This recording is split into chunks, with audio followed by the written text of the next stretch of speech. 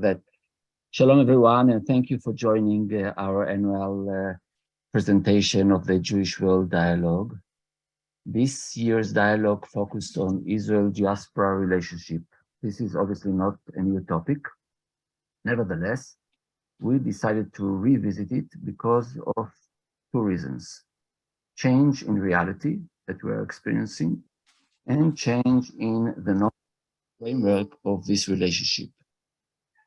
First, the change in reality. As you all know, the relationship used to be that on one hand, Israel relied on the support of the brothers and sisters abroad, and on the other hand, Jews outside of Israel crystallized important part of their Jewish identity around Israel. The two parts of this equation are changing to some degree. Israel is more self-sufficient now and less dependent on the support that used to be critical in the past. And at the same time, Israel is not necessarily central for the identity of some 40% of the young generation of North American Jews. Generally speaking, the natural sense that we are one people is unfortunately eroding. There are general universal reasons for this. We are living in a postmodern age, the impact of social media and other reasons, but it is also, I believe, a result of significant differences between the life experiences of Israeli and diaspora Jews, as well as concrete disagreements over national, religious, and cultural issues.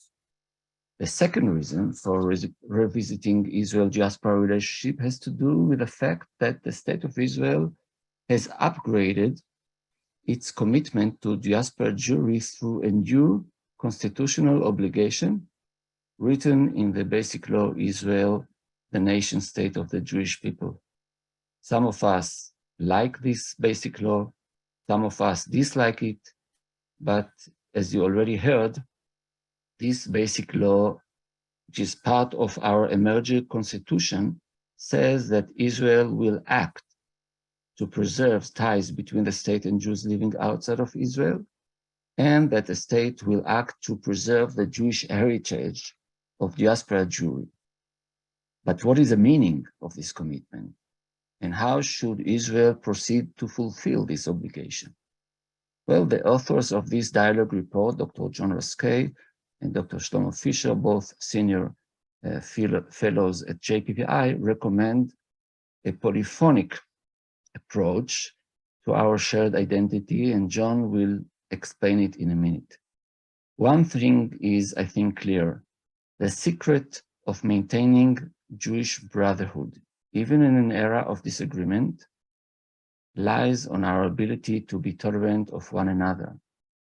Our life circumstances differ.